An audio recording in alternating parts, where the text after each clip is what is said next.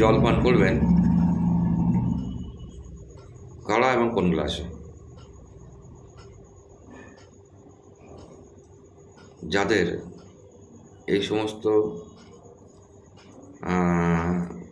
গ্রহগুলো একটু নিচস্থ আছে, একটু খারাপ অবস্থায় আছে, তাদের জন্য এইটা কি বলছি শুনুন ভালো করে। যাদের শুক্র নিচস্থ, বিভিন্ন লোকের সঙ্গে ঝুট ঝামেলা হয়, লোকের সঙ্গে আর কি সদ্ভাব থাকে না, তাদের জন্য স্টিলের বা রূপোর গ্লাসে জল পান করা খুবই ভালো হবে। যাদের ধরুন মঙ্গল নিচস্থ, সবসময় পেটের সমস্যায় ভোগে, তারপর হচ্ছে ঠিক গোছানোর নয় আর কি, গুছিয়ে রাখতে পারে না, তাদের জন্য হচ্ছে তামার গ্লাস। তারা যদি তামার গ্লাসে জল পান করে তাদের জন্য খুবই ভালো হবে। বৃহস্পতি, কারো ধরুন বৃহস্পতি নিচে আসলে, বৃহস্পতি ডাউন আছে, টাকা পয়সা নেই হাতে, সবসময় নেই নেই নেই, সেই সমস্ত মানুষদের জন্য পিতলের গ্লাসে জল পান করা সবচেয়ে উত্তম।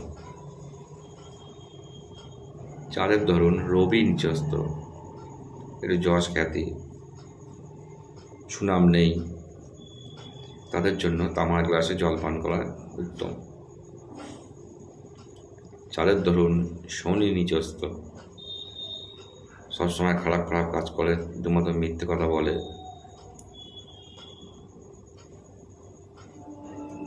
সেই সমস্ত মানুষদের জন্য মাটির গ্লাসে জল পান করা সবচেয়ে ভালো। এখন তো সবাই বোতলে জল খায়, গ্লাসে ব্যবহারটা প্রায় উঠেই যাচ্ছে, তবুও এগুলো করুক, ভালো হবে। তবে সবচেয়ে ভালো হয় এই সমস্ত জিনিস আর কি, গ্রহগুলো যাদের ডাউন আছে সেই সমস্ত ব্যক্তিরা রাত্রেবেলা এই এই আর কি এই মেটালের গ্লাসগুলোতে জল ভরে রাখবেন, জল ভরে মাথার কাছে ঢাকা দিয়ে রাখবেন।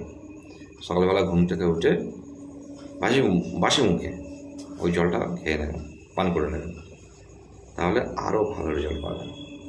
কিন্তু সারাদিন ভাত খাওয়ার সময় বিশেষত এতে এই গ্লাসে জল পান করছেন, রাত্রেবেলা যদি জলটা এভাবে রেখে দিয়ে সকালবেলা যদি সেই জলটা পান করেন আরও ভালো হবে।